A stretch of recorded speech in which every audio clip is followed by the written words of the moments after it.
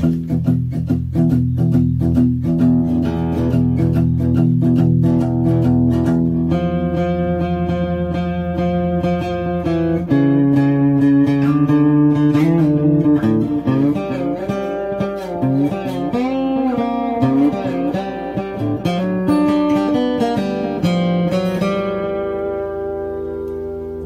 to the Serious TV Drama Podcast. I'm Scott, and joining me once again, the Ralph Boner to my vomiting erection, it's Dan. Hey, Dan. Hey. I'm glad your erupting erection's happy to see me, or hear me, I should say. Unless I have my video on. I thought about the word erupting, because, that would have been like a double alliteration thing, and you know how much I love my alliteration. But I wanted to make it clear that I was doing a takeoff on the word Ralph, which Yes. was either barfing or vomiting. So is it? Plus, vomiting erection just sounds much more disgusting. And it's hard to say erupting erection. It's like, like you really have to stop and think about it to get it out right. It's strange. Yeah, I do plan to work that into a tongue twister one day.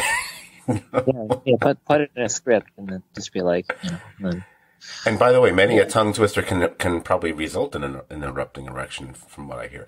Anyway, so we are here, of course, not to talk about that, but to talk and discuss and dissect the series finale of WandaVision, which, of course, was titled the series finale, because they make you wait. Obviously, most people might not be aware of this because they're like normal and they're watching it sometime Friday afternoon or evening or over the weekend or whenever. But those of us who decide to watch it when it first shows up online, they don't have the title up. They don't put the title up until well into the episode.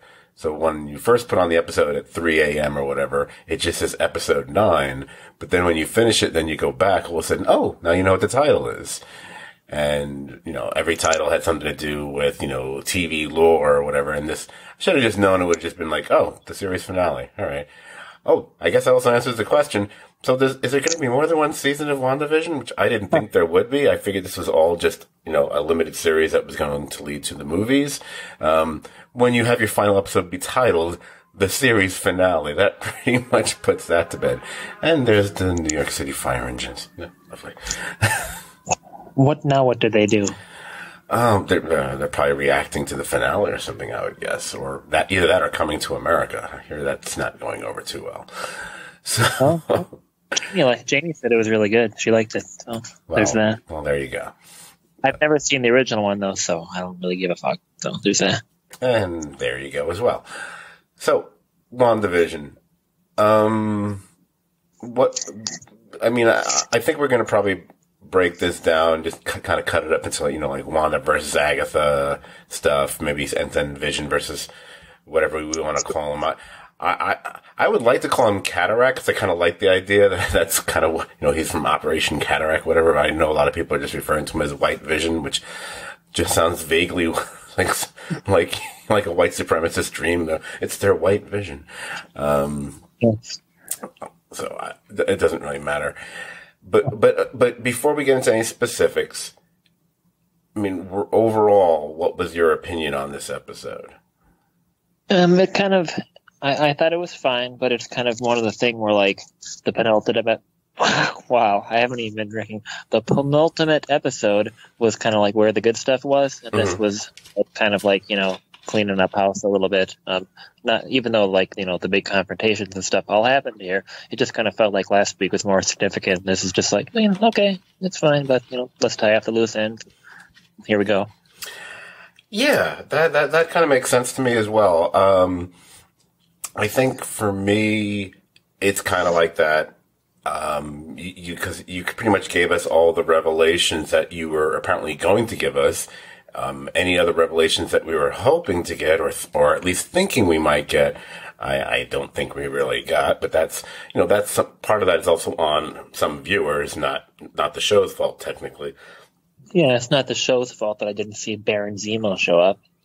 No, no, of course not. No, again, and I got a whole thing planned to talk about that later, so I don't want to get ahead of myself because then, I'll fumble through it now and then I'll get to my notes later and look how eloquent I would have been if I'd waited 10 minutes to talk about this. But what I will, and I know I do have this in my notes later, but I'll say it now because I can just remember it.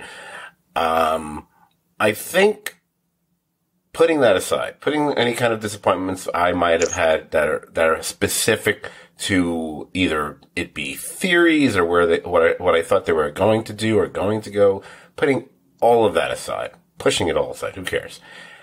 I think if there's a twinge or more of disappointment with the finale for me, it's that and I'm someone who actually liked the first few episodes. I know there are some people out there who are like, oh, I don't like the first two and whatever. And I get it. I'm not knocking them for that. It's not like they didn't like the first episode of a great show like a Mad Men or a Breaking Bad or something like that. When I would just give them a dead stare.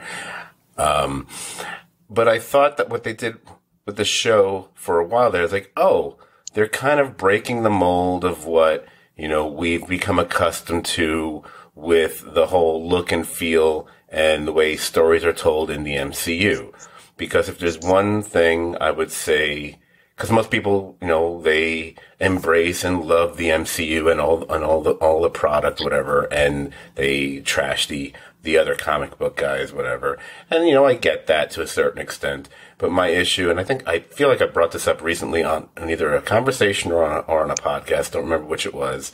And I said, the problem I have with the MCU is they kind of take away a lot of the artistry and they make everything becomes homogenized to have the same kind of look and feel so that you can't really tell the difference from most movies to the next. They may be different genre feel wise. Oh, this feels like a Cold War movie or this feels like a caper or whatever, but it still all has that same kind of look and feel so that I don't feel a director's vision really, in place anymore the way I do with, say, some DC movies, which of course works against him in a lot of cases as well.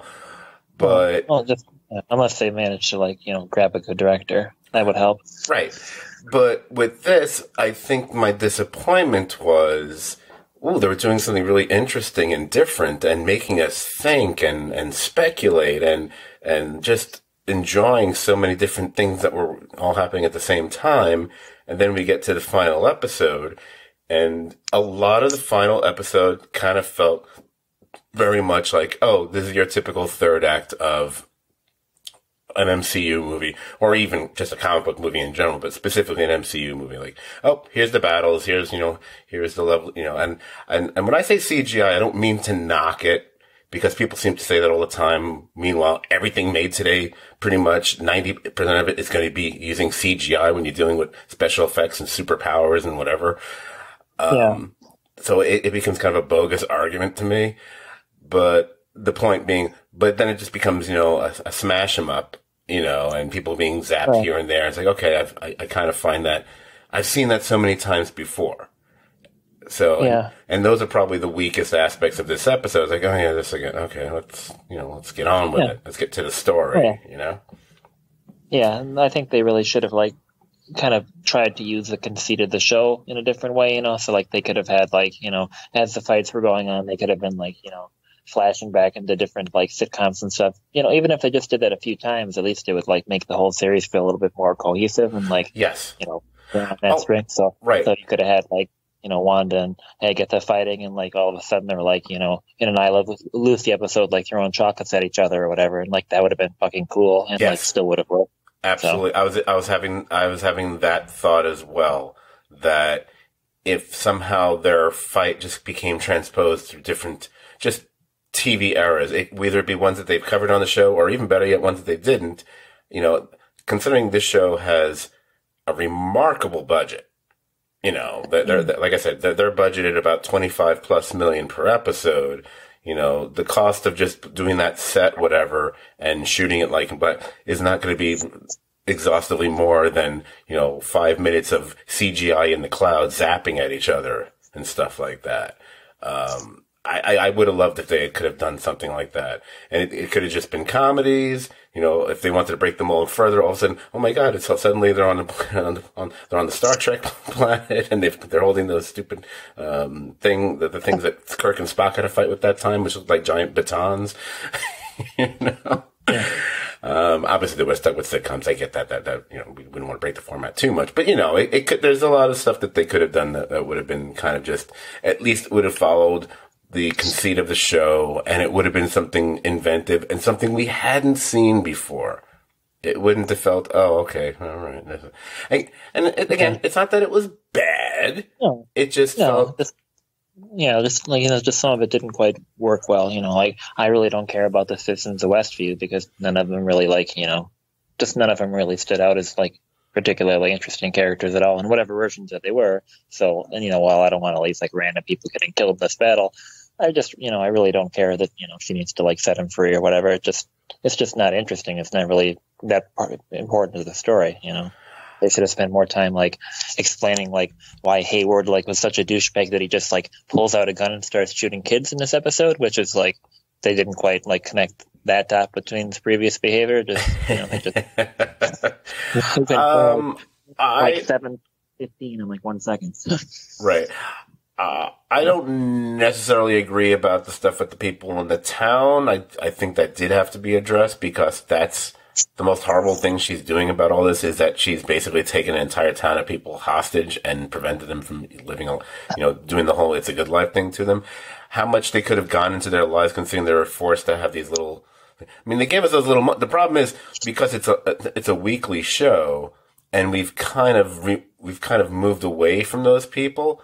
It's almost like we've almost forgotten about them. We've forgotten about the episode, you know, which was like, I think it was like the second or third episode where there's the colleague of Vision who, when he first breaks out of it, and that's when you first get the glimpse into the horror of, you know, that they're trapped in this whole situation and he has to zap him back, whatever. So I don't know. I mean, I think there's a limit to how much they could have done there.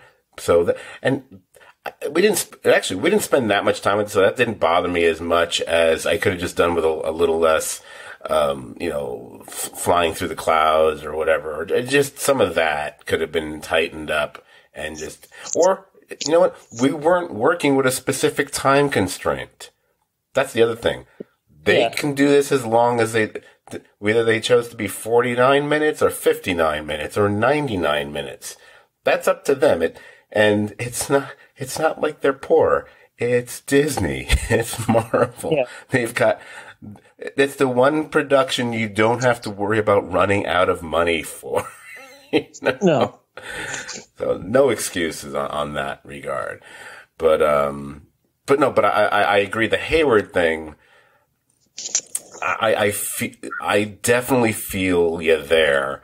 It seems to me that they never did anything much more with him to make him anything more than pretty much one-dimensional.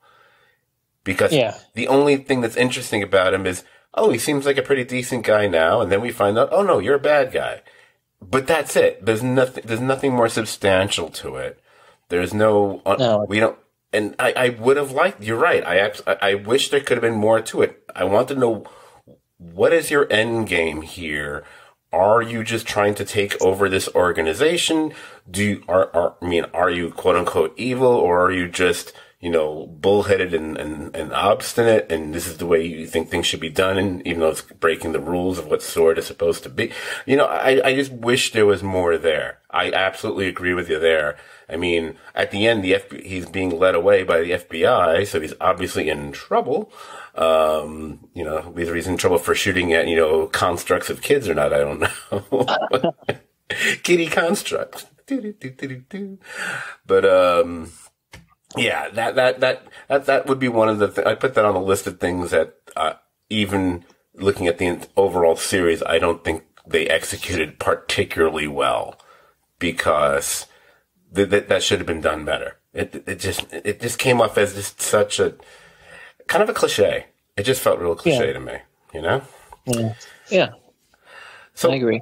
Of course. So looking at the episode, I mean, the main event was Wanda versus Agatha. And, you know, the setup is that Agatha wants to absorb Wanda's power.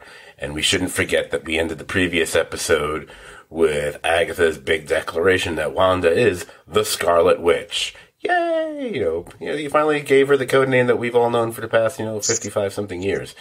But cool that, because finally she's referred to that way. Because it's one of those things you realize when sometimes you don't know until you go into IMDb and you look up how a character is listed, or you watch the movie and you watch the credits, you realize, oh, that's right. They've never referred to her as the Scarlet Witch up until this point. And sometimes those things happen. You just know who the character is supposed to be, and it doesn't occur to you that they've never been referred to that way. A weirder example, and I'm curious to see the Zack Snyder cut in a couple of weeks. If you were to watch, and I might have mentioned this on a podcast before, I must have, that in Justice League, the Flash is never actually the Flash. He's never referred to as the Flash.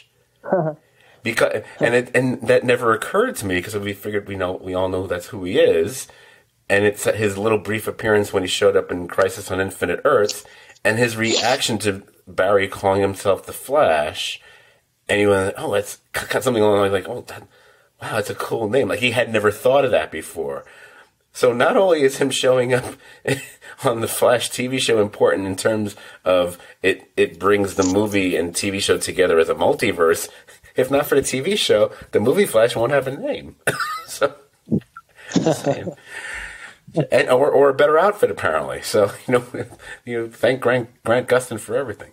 But back to this. Whatever. If the Snyder cut just has him wearing yellow boots, you'll just be like, "Oh, Zack Snyder, it's the new Hitchcock. Oh, I like this guy."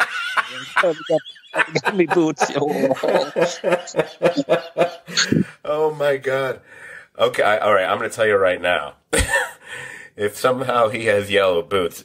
Well, first of all, he's going to have that whole stupid plate armor outfit, which I hate and is ridiculous.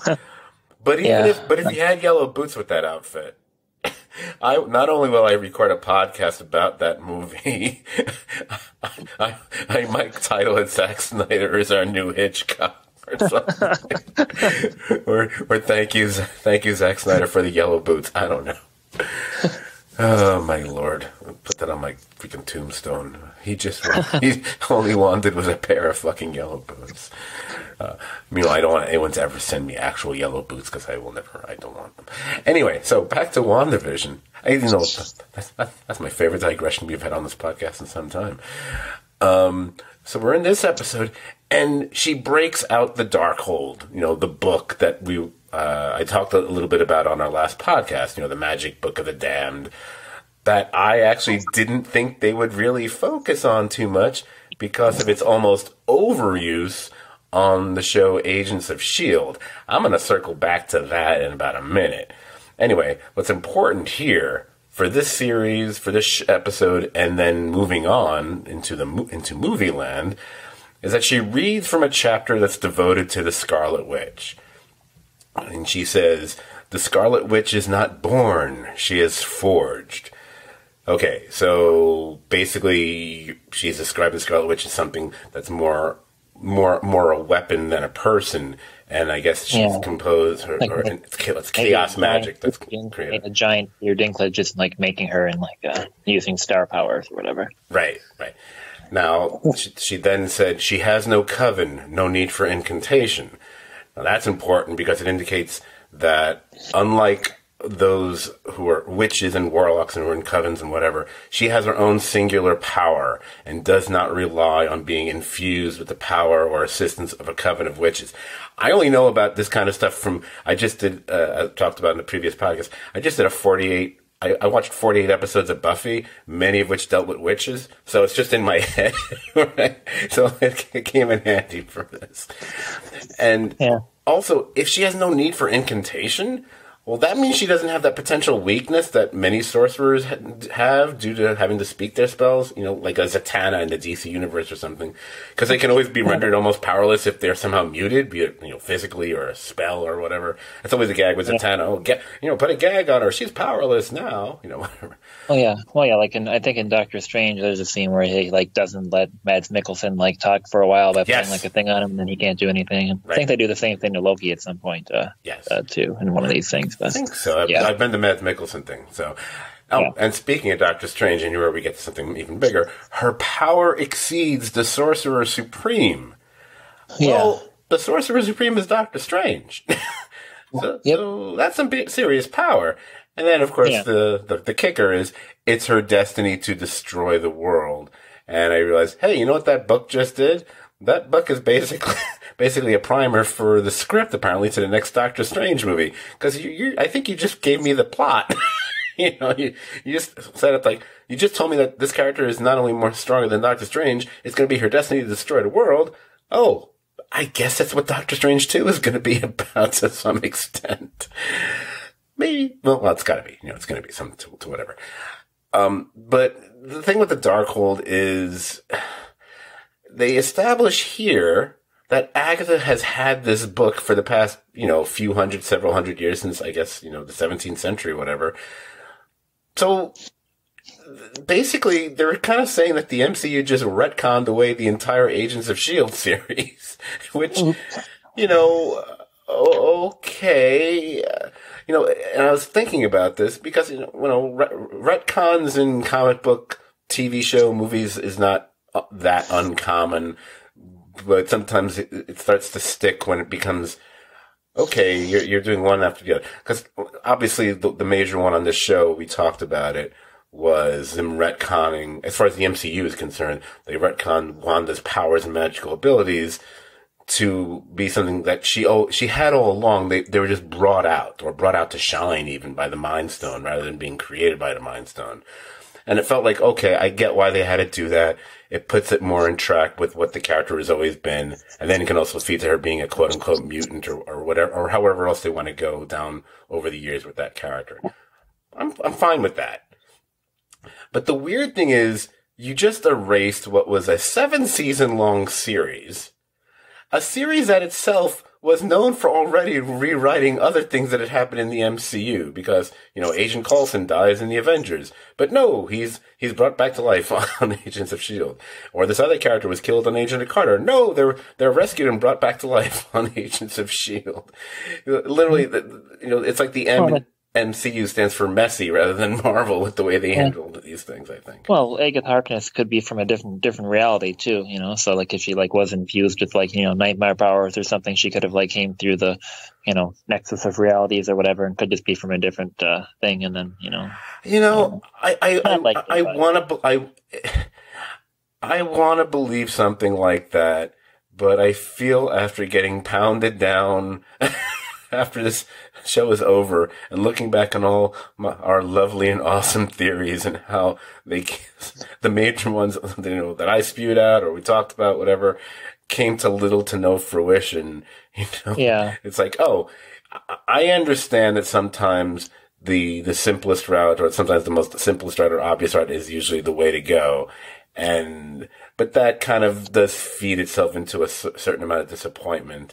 But I'm okay with that. There's only one thing I'm not okay with. But I'm gonna that's gonna be my life on Mars rant later. And I have written nothing about it. I just wrote rant in my notes because I'm gonna rant about it. I'm not okay. Yes, you just what did you just draw a picture of Glenn hiding under a dumpster on Walking Dead, and then write not as fast as Barry Allen on it?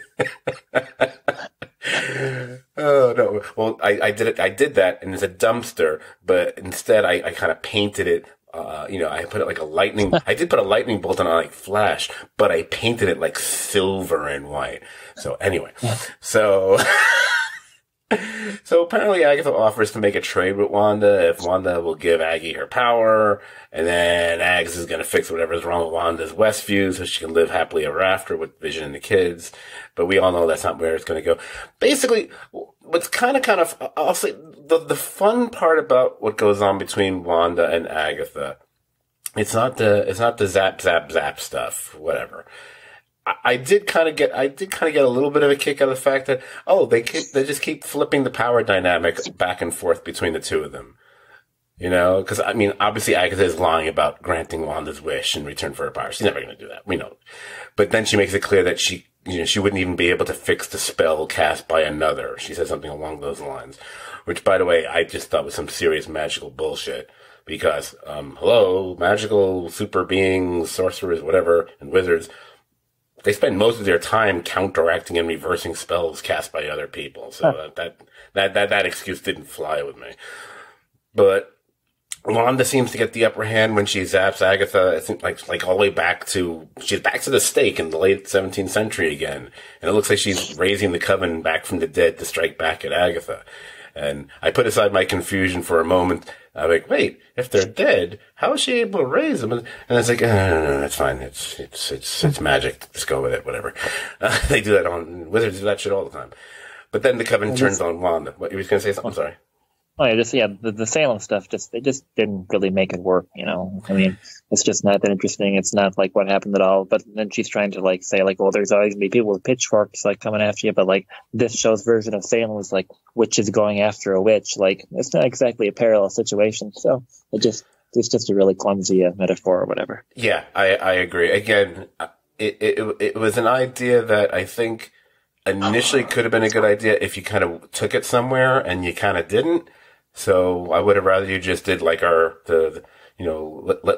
let's tackle each other throughout the different TV show history or something like that, just to bring that whole thing together. I would have kind of enjoyed that. Marvel could like pay me like $75,000 a year, and like DC could pay you like twice that because it's so fucking expensive to live in New York.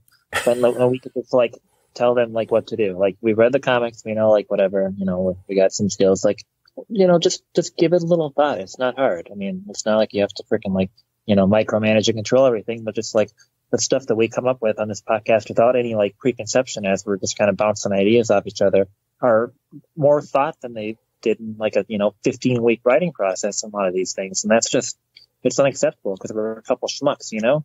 Right. Exactly. If we can come up with this, come on, there's no excuse. But you just think they could just have one person just like, I don't know. I suppose there's like, like the writers union doesn't want like somebody to like critique their shit, or somebody's fucking like insecure somewhere. I don't fucking know. But right. It would solve a lot of problems if you just had somebody all the time just like dotting the I's and crossing the T's with this shit. Yeah, it feels like you also, I mean, both universes, but especially Marvel, because Marvel has really, generally speaking, done such a really good job of streamlining things and getting everybody in lockstep motion. But then you still have these weird little outliers. And wait, do they really relate to the MCU? Are they just tangentially connected? That's why I always made fun. That's one of the many reasons I would make fun of some of the Netflix series that some people hold in higher regard than I think they ever have deserved, because they would be, oh no, it's part of the MCU. It's like, yeah, because there's a New York Post headline on the wall, or someone makes kind of an odd reference to the Hulk or something, and it never really feels like they're part of anything, so I never really buy it. It's like, I wish they wouldn't make the effort. But, what was I going to say? It was funny because I was having a conversation with someone a couple weeks ago, and we kind of have these little fanciful conversations sometimes. And they've evolved past the, if you could have one superpower, what would it be kind of crap, whatever. There's one drunk guy who always comes up with that one for some reason. But the one my friend posed to me, which was a little different than I was expecting, and especially because he knows me, being a quote unquote, I am doing air quotes when I do that because, I pretend we're on a video cast, I guess.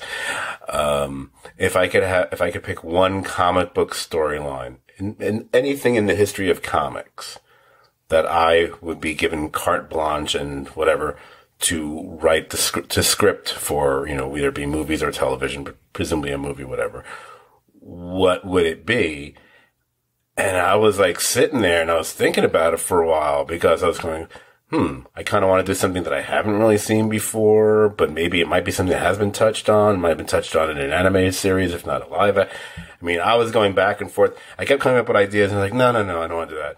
I mean, I was coming up with like, oh, there's this Flash storyline where his wife is murdered and he's hooked on angel dust, and then he kills Professor Zoom and he goes, and then he's on trial. It's like, that might be a little bit of a downer for a movie. So I just kept coming up with things, and it just reminded me of how much fun it would be to write, if you actually had the opportunity to write a comic book movie, because it's just infused with so much, especially if you're someone who's familiar with these characters. And I'm assuming whoever writes the scripts for Marvel stuff as well as DC stuff hopefully has a long time familiarity with those characters. Because otherwise I'd be like, no, then you should get someone who has a deep, a love. You should love these characters if you're going to write for them, is the way I look at it. If someone's writing this or at least one of the writers involved in WandaVision should be someone who, if they don't have an Avengers comic book collection similar to you, they should wish that they did. I don't want to hear that, oh, they picked up 3 graphic novels at the store the week before and read them and and that was how they prepared.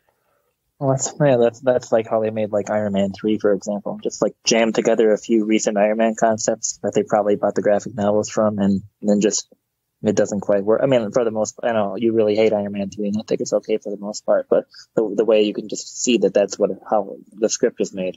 We're just going to do some Iron Man stuff and throw it together, and it's not going to be cohesive. Oh no, I loved Iron Man 3 when it was Batman Forever. So, sorry, it's the Guy Pearce character is basically the Jim Carrey's Riddler, except he doesn't get all goofy at the end. So back to WandaVision. Because later on, Wanda is being drained of her powers by Agatha, but when she tries to toss a spell Wanda's way, that's when she finds out Wanda has taken a page, and I'm not referencing that book, from Agatha's basement shenanigans in that earlier episode. That was the one where, I guess by having the runes hanging on the walls of whatever the space is, that no one else can utilize magic within that space. I guess that only applies to spells, not to flying and other things that she was doing just moments before. But it wasn't that, because all it did was make me think, oh, that's why they had that rune scene in the previously on segment at the end of the episode. That was the only thing, this big thing for me. Just like, oh, that's why they're reminding the people that maybe aren't smart enough to remember 2 episodes ago that this is what happened. Yeah. I could see that only, but I'll forgive them that because it worked for the basement scene, because otherwise we would be wondering why Wanda isn't blasting her. So I'll give it that. I know what you're saying. The inverse just wasn't really paid off really well, I would. Yeah. It was kind of like... right, exactly. It's one of those things where if this had been a longer term series and that had been established much earlier on, it might have been a more, that's kind of fun kind of a payoff. But it's been in a couple weeks, so I keep forgetting how many, Wait, did we just end with the Agatha All Along song, or was that, a multi? And then it's like, no, that's 2 episodes ago. I keep forgetting. But because she's got these giant runes on the walls, I guess, of the hex that encapsulates Westview, and so now Agatha's powerless, whatever, blah, blah, blah. Who cares? What we care about here is Wanda finally becomes, boom, she's actually the Scarlet Witch, which means she gets a real deal Scarlet Witch outfit. It could have used a little less black and a little bit more red, but otherwise I thought it looked pretty good. Considering that outfit if you make that outfit look exactly the way it did back in the day of the comics, much like that Halloween episode, it's a bit much. So I kind of like the streamlining of it, so that, as long as you got that head, you need to have that headpiece. The headpiece is very important, which they've established on the show. It's extremely important, apparently. But maybe the flowing dressy thing might have been a bit something they wanted to move away from. And I'll give them this. I did like the whole punishment of Agatha, that she's going to make her live out her existence as like a sitcom-y nosy neighbor type, her Agnes persona. That I liked. I like that better than pretty much anything in their actual battle between each other, quite frankly. Yeah. Now, the other major battle we have in this episode, which does get to something I really enjoyed, was Vision battling that, you know, the synthezoid living persona of, you know, white power, you know, the cataract, whatever.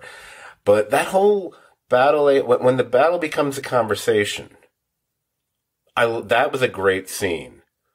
Oh, yeah. Yeah, Bethany's just like solid fucking gold, like on pretty much, you know, even crappy stuff. So yeah, and I've seen him in crappy stuff, and I still said, no, I still like him, but you know, even though he's done some crappy stuff, in a weird way, even though it was much obvious, I mean, it went on perhaps a little bit longer, so it was much more detailed. It kind of reminded me of a kind of a logic problem to kind of make someone see the light that I would see like on a Star Trek episode. Do you know you know what I mean? Like, whether it be way back in the day with Spock or something with Next Generation with Data or whichever characters you wish to choose that would make sense. I mean, Data actually would make a lot of sense because of the whole, you got the android connection, but Spock was the original. You know what I mean? It's and even, you know, like it definitely kind of has a feel, you know, where just like there's some kind of like thing like attacking Picard's Enterprise, and Picard's just like, yeah, you know, just chill out, like this is what's going on, like whatever, and then like, you know, the situation's resolved, and then like, you know, that doesn't happen super often, especially in these like comic book things too. So I also liked, I think it also occurred to me because I think they established, was it oh god, it might have been it. I apologize if I'm making a reference to Generations, because I do not mean to be referring to that movie. I can't believe I'm the one making the Star Trek reference this week first. I brought it up last week, so it's only fair. With the next commercial. Is it Kirk by that movie who's into the whole shipbuilding stuff, or ship in a bottle stuff, or is it someone else, something, or a different character? Do you know what I'm talking about? Am I totally imagining that? Some people, I'm trying to think who builds like shipping bottles, but like Chief O'Brien does on Deep Space Nine. But okay, never mind. I thought there was a thing, because I remember thinking, because what they're talking about, what the Vision and the White Vision are talking about, is this whole thing with this this mystical ship or blah blah blah. And I remember going, oh, it's like a ship in a bottle, which makes me think of Star Trek. And now maybe my mind just made that connection out of nowhere, since I can't really pinpoint where I know that from. I'll look it up later, or whatever. I'll Google it. Maybe I'll come up with it. So I love the whole conversation that they have, which kind of leads to, you know, them reaching kind of not they don't just reach an impasse. They're not going to fight. He kind of wants to understand, and I kind of like what they do here, because one of the interesting things they've been doing in the series that we've been kind of wondering, how does Vision able to do that? And even though we might not necessarily get that explanation beyond the Mind Stone, and then we accept it's just a Mind Stone thing, we'll just wave it away. Or especially now that we know the Mind Stone is just actually a construct of Wanda, it's Wanda magic plus Mind Stone, whatever. Even though she has got a little bit of Mind Stone in her, so maybe it is really Mind Stone, whatever. That he's able to touch people's, he touches their temples and kind of rejiggers their memory or their identity or whatever. And then and that's essentially kind of what he does with the White Vision. Obviously he says something along the lines like he's got all this data within him which has been untapped, and he can help him to access it because it's been suppressed or whatever, which is basically, here are my memories. I love that whole idea. I love the scene. I thought that was a very nice payoff to what we've been seeing the Vision doing. The Vision storyline, I think, really worked really well and had a nice payoff by this. I mean, they did fight each other for a while, whatever. It just didn't feel like it went on as long as the other one, maybe because we just didn't focus on it as much. And it had a better way it wrapped up, as opposed to what happened between Agnes and Wanda. So I really liked what they did there. And my guess is, and I think everyone is assuming this, so it's not just me or most everyone, is this White Vision. He will eventually be what's going to be the Vision in the MCU, because now that he has the memories of the original, whether he has his actual soul or not, and maybe that'll be something that culminates with what's going to happen with Wanda in the Doctor Strange movies. But I think that's the being that will eventually be the Vision. I mean, he might paint up the white, but I would think that's what they're doing there. Yeah, I'm sure he'll end up joining the Avengers again or something. I don't know. So we'll see how it goes. That'd be nice. Yeah. He's good. I like to have him around. And and if you can keep Paul Bettany around, all the better, because he's so good in these scenes. And then later on, he's great in the scenes with Wanda, as is she, because we get to this whole build-up of where we get the slow undoing of her hex, means she has to, sacrifice the family that she had, forged under the spell, first her children, then her husband. But we know we're going to be seeing the Vision again. And from one of those major post-credit scenes, we can kind of suspect we're going to be seeing those kids again, too. And we're going to get to that in a second. But there's a couple of little players we didn't get to. I just want to knock them off the board so that we can just concentrate on those final scenes. As you mentioned, and this is where I'm going to start getting into some of my complaints, by the way. Or one. Just one real one. Okay. So obviously when Wanda releases everyone from the hex, or her spell, despite some cool theories that we never even got around to mentioning on this podcast. I just never got around to mentioning them because I didn't want to bog us down.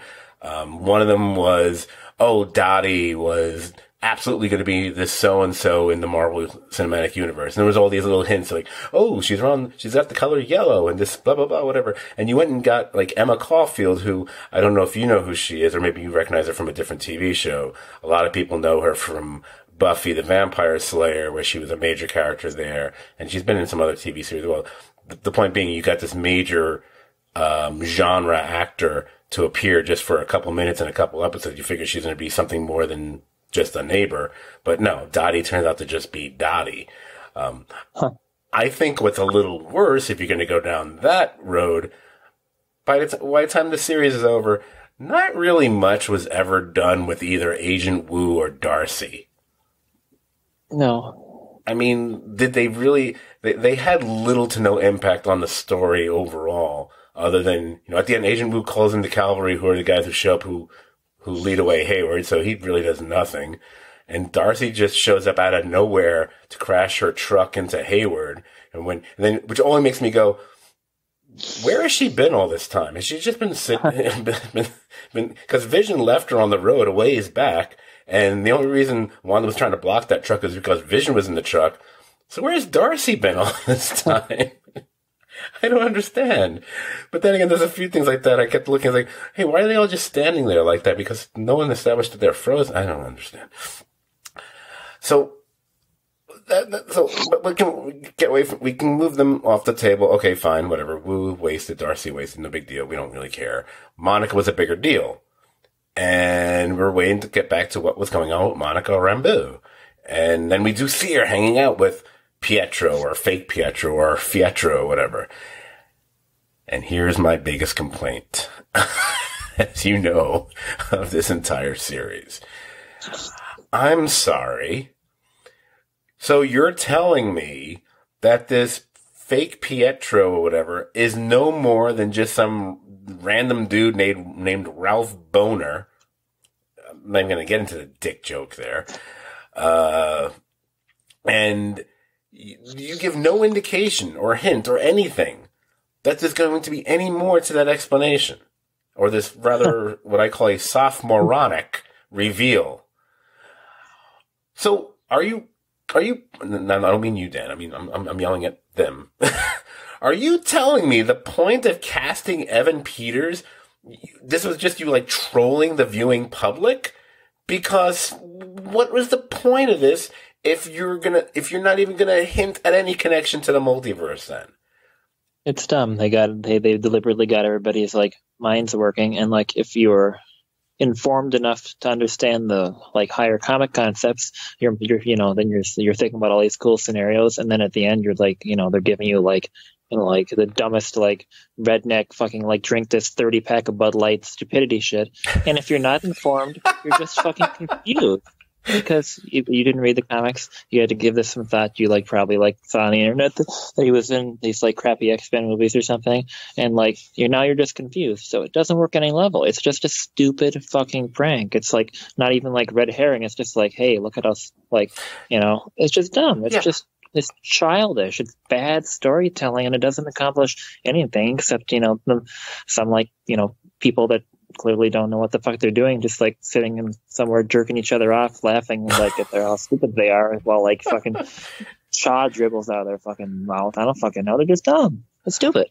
Oh, I was wrong. Apparently, you were going to do the rant. That was excellent.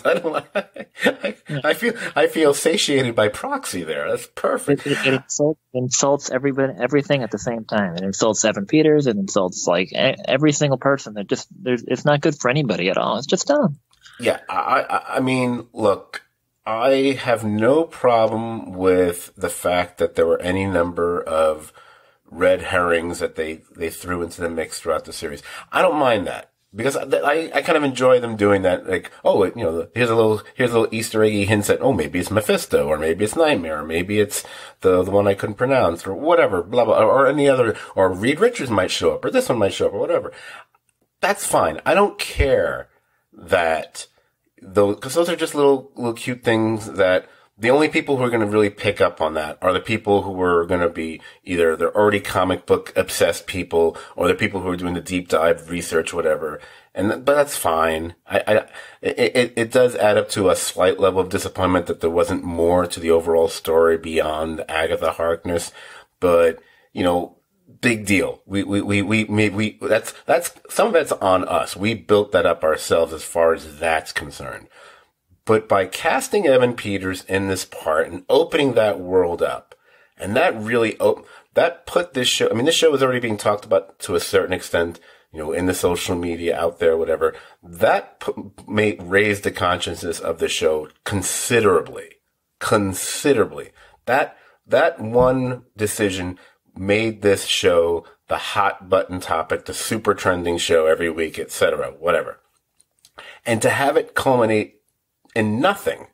Now, look, is it conceivable that somehow maybe in the upcoming Doctor Strange movie that maybe there could be something more to it? I guess it's possible, but the fact that there was just no feeling or connection that's going to happen here.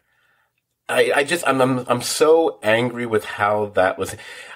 If they had at least, I'm not saying I wanted an explanation. I actually didn't want an explanation, but just give me a little something to make me go, ooh, that's something I can look forward to. They're really going to get into this. There's something more here. And the way they left it as though there wasn't. That he was just this guy and that he was a puppet of Agatha's and thus that's where his speed came from, whatever. Really? His name is Ralph Boner. Ha ha ha ha. Ralph very Boner. Funny. Very funny. Stupid. No. Wasn't there a character on one of the TV shows whose nickname was Boner though? I can't remember. On I think one of the sitcoms, like Growing Pains. I think it is Growing Pains. Which I think it was Chekhov's son, the actor that played Chekhov on Star Trek. His son, I think, played Boner. Not that I watch that show, but I just know these like random fucking things for no reason. That's okay. I do recall the character. Chekhov's son, really interesting. Huh. I didn't know that. It just as far as all those other theories. I mean, look, might have raised the show fun wise if they had tapped into any of these wild and fun theories that either the ones that we brought up, the ones that and for everyone that we brought up, there were like 10 other ones that were out there. Again, it's like what I said at the beginning. I can't claim it's a flaw of the series because we're kind of projecting that onto the series. I can't be mad that you didn't give us Reed Richards. Well, they didn't say they were going to give you Reed Richards. We all said, oh, aerospace engineer, that might be Reed Richards. And we start imagining casting. It's like, even though initially I was like, whoa, I don't think they're going to do something that major on WandaVision. I think that's something it's going to be a massive announcement at like Comic-Con one day or something, and so whoever it's going to be is going to walk out on the stage, that kind of thing. I don't think they're just going to pull it out of nowhere on the first Disney Plus show. But I think it's just the fact that none of them panned out. I mean, the fact that whether it be Doctor Strange or Spider-Man or some random schmuck didn't show up, all that culminates in it just adds a little touch of disappointment. Again, it's not It doesn't make it bad because what my any critiquing I'm doing of the show is more based on what we did see, but it did add a little bit of so it ended up being a bit anticlimactic again. You know, it's weird when the most climactic thing in the show, when I look back on it, is basically a takeoff on a Munsters song more than anything else. So. Yeah. You know, it's just, but yeah, they really flubbed that concept, and it's just. I mean, imagine how many conversations happened where, like, a casual viewer, would come up to somebody like me and ask, like, "Hey, what's going on with this, like, other Quicksilver? Can you explain this?" I've told the same story, 6-7 times to different people. Just imagine how many people have wasted their breath explaining this thing, and it's just a fucking boner joke. It's just stupid. I mean, I am so annoyed about that. And you're absolutely right, because there's a lot of people. Because even though there may have been a significant number of people who had at least seen some, if not all, of the MCU movies, a lot of those people never bothered seeing movies in the X-Men universe. They might not have ever had an interest in them. Quite frankly, most of them aren't very good, so I can't really blame them for that. I think I don't know, that's only if you include the Deadpool movies. There's 10, 12, 13, whatever number of movies are there, and maybe like 5 of them are actually any good. Yeah, you're absolutely right. We spent time on this podcast. I spent time on Facebook with other people trying to explain things. I had one in-person conversation. I'm sure you had a bunch. It was it's just like, to me, it's just that's more frustrating than anything else. Because then it's like, really? There was literally no point to this. And all you're making me think is you just chose to fuck with us. And there are some levels of fucking with us I don't mind. I don't mind if, we're both fans. You perhaps more so than me. We're fans of someone like David Lynch. David Lynch is someone who at certain points in what he does, he likes to fuck with the viewer a little bit. He likes to test your patience or test your this or whatever. But I know there's an artistic vision behind it, and even if it frustrates me at times, I get it. And it's like, okay, but this is what he does. This is the fucking MCU. Fuck you. Yeah. Just don't do shit like that.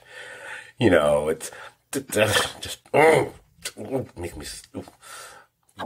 No, the funny thing is, I probably would have got them. I was going to get really worked up, and you from the 30 pack of Bud Light on and everything you did, and I was just like, oh, I feel anger ebbing. Dan's taking care of it, taking care of business. TCB. All right, yeah. So, which pretty much I think now we just got those 2 final scenes. The first one being with Monica, where we saw earlier that she had exhibited her, this is me being cute, her spectrum of powers. Spectrum being apparently one of the 8,000 characters she ended up being in the Marvel Universe. I don't know. But in the first of the mid-2 post-credit scenes, she's told to go to report to this theater because she, by an agent to speak to someone. And then we see that the agent is actually a Skrull, which harkens back to the end of, which movie did we see that? Was it in the which one? Captain Marvel.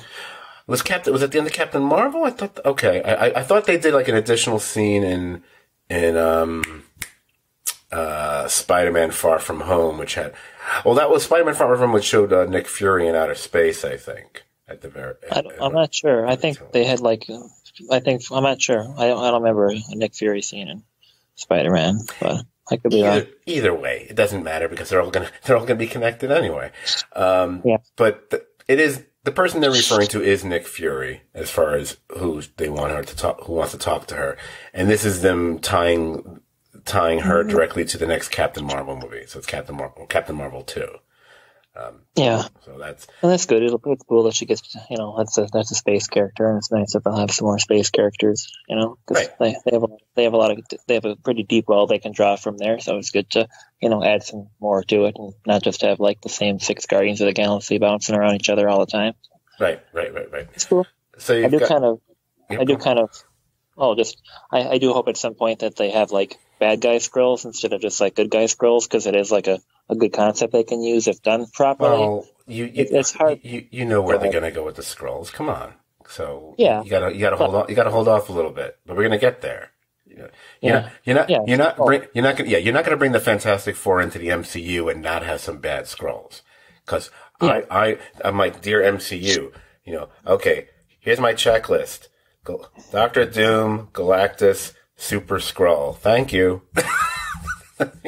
You can forget, you can leave Mole Man out. That's okay. I want my Super Skrull. I don't care if he's the Marvel version of Amazo. That's fine by me. And if you think about it, he's even got pointy ears. But, and Amazo came first.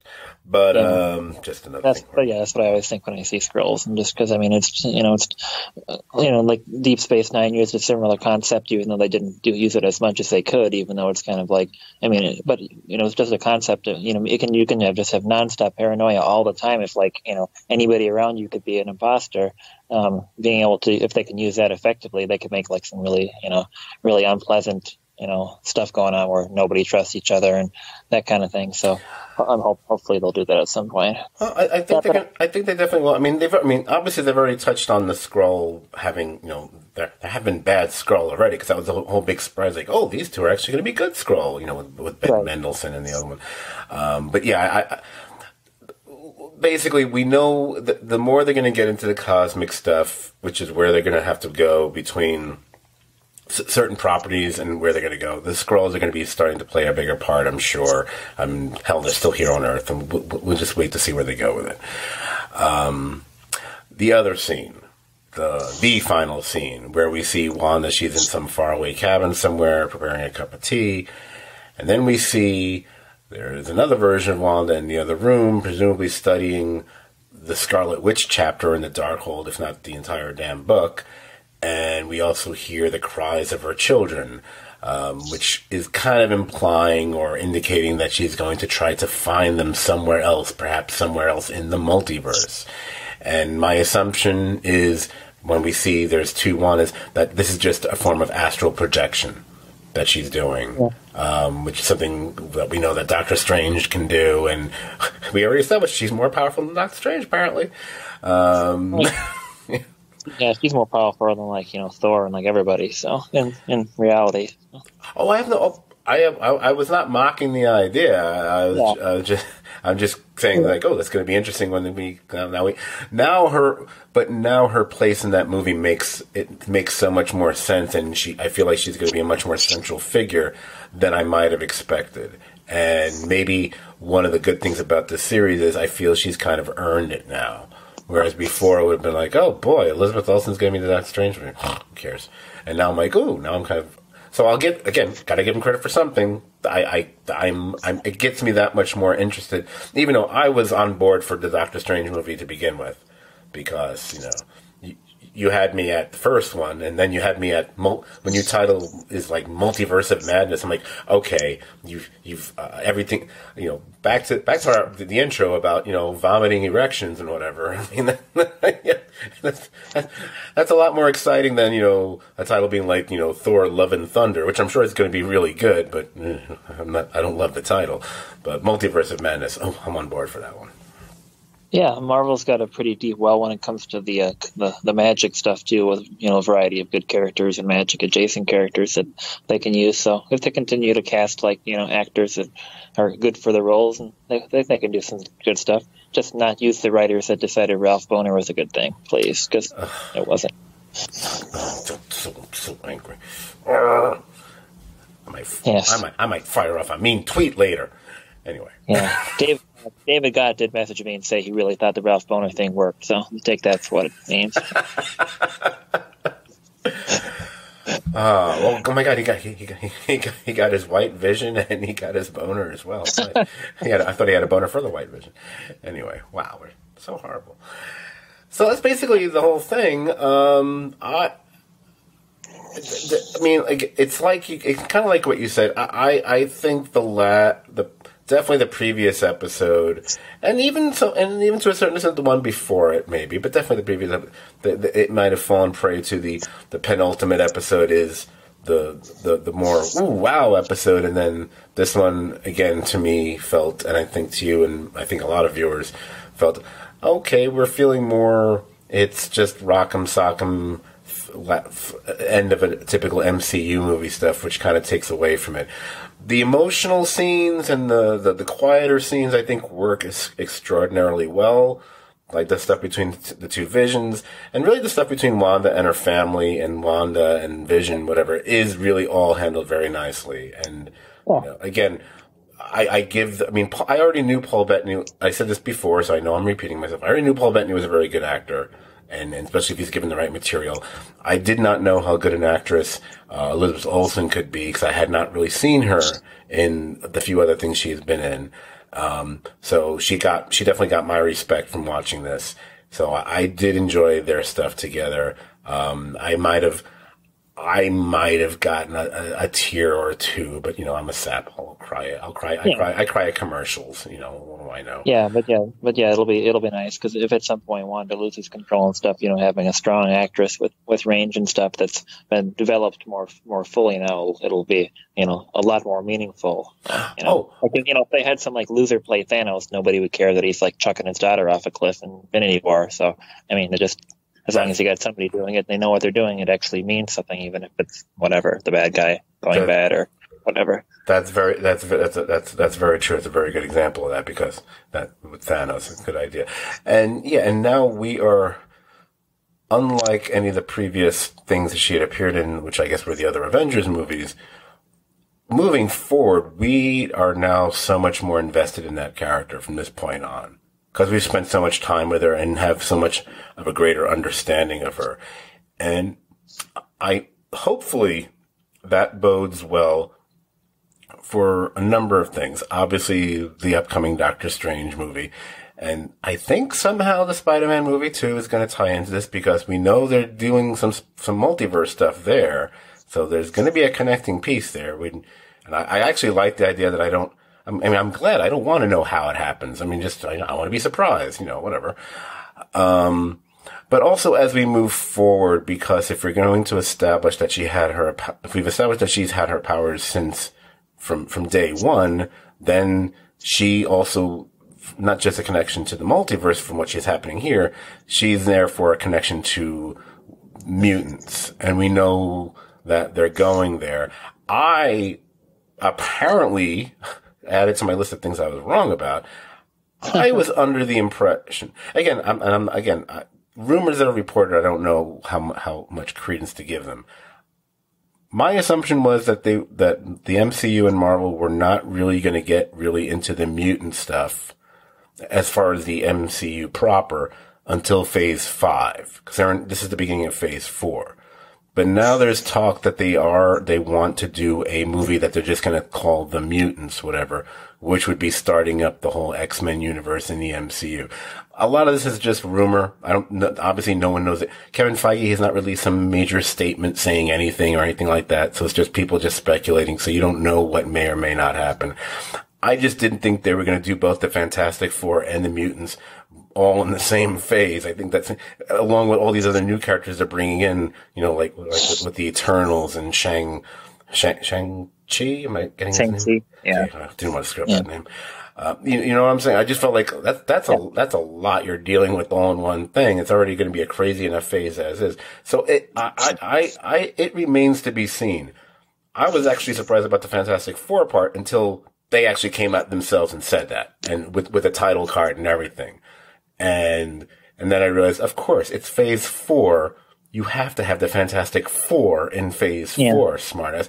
I think it's all going to build up to that. I think that'll be the final movie in Phase 4, and then we'll get to Phase 5. Whatever. That's my assumption. I don't know. I'm not a Marvel guy. I'm just guessing here. Yeah. But I'm excited. Makes sense. Yeah, me too. Hey, I don't know if, obviously I've not looked on IMDb. I don't know if the same creative forces behind WandaVision have any connection to what's going to happen on Falcon and the Winter Soldier or not. Although again, that goes into my whole, everything on Marvel is kind of homogenized, so it'll probably feel the same anyway. Yeah, I suspect it's different people doing it, but it'll have the same, like, like Chris Pratt will be an executive producer on all the shows for some reason, because that's just what they do in this kind of thing. So it'll have like the same like 40 executive producers, but and it'll be shot with like the same like camera setup and like filters. But other than that, I'm guessing it won't be. Yeah, no, it'll be. Yeah, I'm sure it would have to be like a different writing staff and things like that. But they still have to all. The thing with the Marvel shows that what they're establishing now is that they all have to adhere to a specific vision, no pun intended, to feed into the movie universe. And so each thing kind of will connect in some way from what we've spoken about before. What I wanted to say, the one thing I would give some hope for with Falcon and the Winter Soldier, because I'm not terribly excited about it, but I'm definitely going to watch it, because maybe what they'll pull off in that is make me that much more interested and care that much more about those two characters.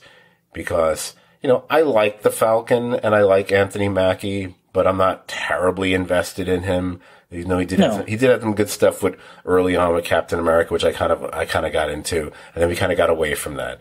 And I don't hate Sebastian Shaw as the, unfrozen. Sebastian Shaw is an X-Men villain. Sebastian Stan is the actor. By the way, you know why it's confusing me? You know why it's confusing me with Sebastian, the Stan thing? When did it become a thing where online or in tweets, whatever, that people don't use the word fan, they say Stan now? Is that like a Marvel thing for Stan Lee, or is it? I think it's for like everything in general, but I'm not sure. Like it's an acronym. I'll look it up while you're rumbling about how lame it is. Yeah, because unless it's a combination of stupid and fan, and then you get Stan or something. It's a song by Eminem, so I've reached that. Well, I like that. Hey, but I like that song. Wind falls softly on my window. Anyway, I did not plan to be singing Eminem on this podcast. But that would be my reason for looking forward to that, because, okay, maybe they'll give us more about these characters. They'll make me care about them more. Because, and I mean, obviously, the Sebastian Stan character, but, because he's, Bucky Barnes, I should be invested in that. Because I know the whole story of Captain America and Bucky and where that went and whatever. But for some reason, and I know that many people, and maybe even me, consider Captain America the Winter Soldier, if it's not the best Marvel movie, it's in the top 2 or 3. And yeah, I absolutely do think it's in the top 3. I don't know if it's the best one or not. I got to think about that. But I still never cared about him. And even though he was kind of such a major player in that. So I'm hoping that this TV show will make me care about him and make me more interested in him, Well, yeah, I kind of, when I watched the movies the first time, I kind of thought like maybe like the actor was a dud or so, and I just maybe just wasn't pulling it off. And then when I watched him a second time, I kind of got the impression that like maybe just they weren't giving him good material, and they were just telling him like, you're a killer, you just be dull and confused and whatever. And he just wasn't giving anything to do because he was just a killer that had amnesia.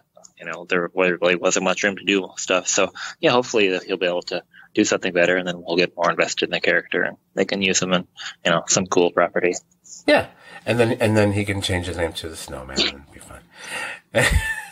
Okay, so I looked up Stan, and it seems to mean a combination of stalker and fan, and about the song "Stan" by Eminem, which is about like somebody stalking or like an obsessed fan, I guess. Oh my god. Yeah. I hate people. I think we can just skip using that term. I hate people so very much. All right. I wish we were like other shows where I could just do like sound drops and we could just like play that clip of something like me saying I hate people. It's over and over. Yeah, we could. I could, but I'd be charging for if we did a podcast like that. I'd be getting people to give us like 35 cents a week or something. Anyway, overall, I liked the series. I enjoyed it. It had some great high points. The finale is a little bit of a letdown compared to the previous episode and some of the conventionality of it. But I think at the end of the day, at least as far as an emotional journey, that kind of a thing, I think the show absolutely worked well. maybe the comic book geek in me kind of wanted a little bit more. I wanted a bit more threads, a bit more whatever. And they also left a bunch of stuff open, which I think will then just feed into the movies. You know, obviously with what Wanda's doing, you know, where'd the White Vision go? He just flew off and he's got to show up again, whatever. And maybe we'll get a better explanation for Ralph Boner, but I just don't think we will. Ralph Boner. God, so mad. So, is there anything else you wanted any other parting words of wisdom on it before I wrap things up here? No, I think we covered it pretty good. I think we did. I am most proud of us. Yeah. all that, and I got to find out what Stan actually meant. So now. Yeah, you'll sleep better now. I'll never listen to that song the same way again. Oh, he's actually talking about going to Comic-Con here. I get it. Okay, do I do the wrap-up first, or do I tell them? Let me get the wrap-up out of the way. If you enjoyed this podcast, you'll enjoy hanging out on our podcast page as well. It's the Serious TV Drama Podcast page. Like the page and join the conversation about shows like WandaVision and pretty much everything else you can think of to talk about TV-related in particular. You can find us on Apple Podcasts, where you can subscribe to our feed. Again, the Serious TV Drama Podcast. Ouch. Oh, about time I hit my hand on the desk here. You can, I've been banging. Oh, never mind. I've been banging parts of my body against the microphone and the desk for like weeks now. I don't know what's wrong with me. I'm like Frankenstein's monster, not knowing how to fucking talk here. You can subscribe to our feed as well as rate and review us there. Better yet, you can find all 300, and this would be number 5. 305 of our Good Lord podcasts can be found at, oh God, I forgot what it was. Oh yeah, stvdpodcast.podbean.com. Apparently you can also find us on Stitcher.com. I have no idea. Just put it in there. I don't know. I can't find this, but you guys can, because I can't get it. I still cannot get into Stitcher, so I have no idea if we have 1 or 10 or 20 million downloads there. Who knows? And finally, you can follow us on Twitter. Our handle there is at STVD Podcast. That's STVD as in Serious TV Drama. Yeah, well, podcast, but it doesn't stand for that. Okay, so next up on here at STV Studios, which is, you know, me sitting in my bedroom, and well, pretty much everyone sitting in their cars, or you in a motel room tonight. Oh yeah, we didn't mention that yet. You're recording from in an Iowa motel room, which I love the image of that. It's just something bizarrely. There's something noirish about it. I just haven't figured out quite what it is just yet. Yeah, just don't get too cocky about it, because you know it could be like the Iowa caucuses, and like you could have just like not even hit record for the whole fucking podcast. None of this happened because it was done so poorly. I don't know. Farm noir. That's what it is. That's actually not a bad idea. I think that's an idea for a script. Got to write that down. Farm noir. Yes. So like we had talked a few weeks ago. Right now, I don't know. I'm not feeling super compelled to do a podcast about the Falcon and the Winter Soldier. It may very well be one of those things. Let me see it. Yeah. And then decide. Talk about it. So I don't, because I'm a little iffy on it. I kind of want to ease up on a few things, because we're getting to the last few on the countdown. Speaking of which, I should mention that, because that will be the next podcast upcoming.